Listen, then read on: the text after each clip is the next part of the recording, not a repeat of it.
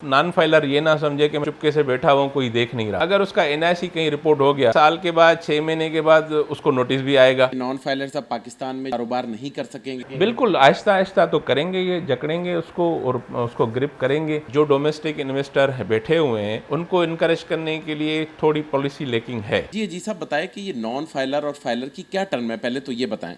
Sir, ये filer और non filer में फ़र्क ये है कि फाइलर वो है जो एक इनकम अर्न करता है under income tax ordinance. Despite that कि अगर वो इनकम अर्न भी करे और वो रिटर्न अपनी फाइल ना करे और जो प्रॉफिट वो कमाता है अपने बिजनेस से अगर वो डिक्लेयर नहीं करता तो वो कानून के अंदर नॉन फाइलर कहलाता है।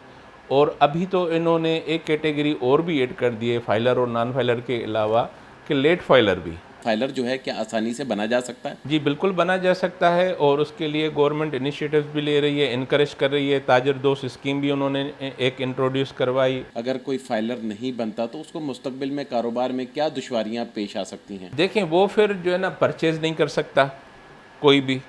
अगर वो परचेज करता है या सेल करता है तो उसके लिए टैक्सेस के जो बोझ है वो ज़्यादा बढ़ जाता है। अब अल्टीमेटली वो ट्रेस आउट भी हो जाता है क्योंकि एनआईसी उसका यूज़ होता है तो वो ट्रेस आउट भी हो जाता है। अब वो नॉन फाइलर ये ना समझे कि मैं नॉन फाइलर हूँ तो मैं चुपके से बैठा हुआ कोई देख नहीं रहा। क्या आप समझते हैं कि नॉन फाइलर सब पाकिस्तान में जो है वो कारोबार नहीं कर सकेंगे? बिल्कुल आहिस्ता आहिस्ता तो करेंगे, ये जकड़ेंगे उसको और उसको ग्रिप करेंगे कि उसकी एक्टिविटीज़ रिड्यूस कर दें। अब अगर आप नॉन फाइलर हैं, अगर आप कोई परचेज करते हैं मुझसे तो मैं आपको जो भी टैक्स का रेट है स्टैंडर्ड उसके अलावा मज़ीद भी आपके ऊपर हम फर्दर टैक्स सेल टैक्स में चार्ज करते हैं। इसी तरह आप रिपोर्ट नहीं कर सकते कोई ट्रांजैक्शन उसकी।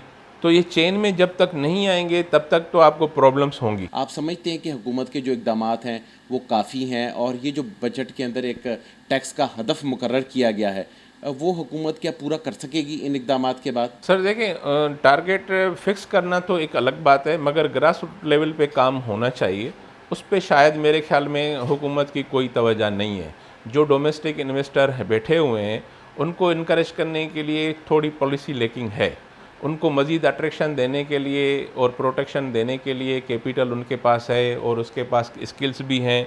तो उनको मज़ीद बेहतर करने के लिए हुकूमत को भी स्टेक होल्डर्स के साथ बैठना चाहिए। बिज़नेस कम्युनिटीज़ की जो रिजर्वेशंस हैं और इतने हायर रेट ऑफ टैक्सेस पे मेरे ख्याल में बिज़नेस कम्युनिटीज़ इतना काम कर भी नहीं सकेगी खुल के जितना उनको करना चाहिए।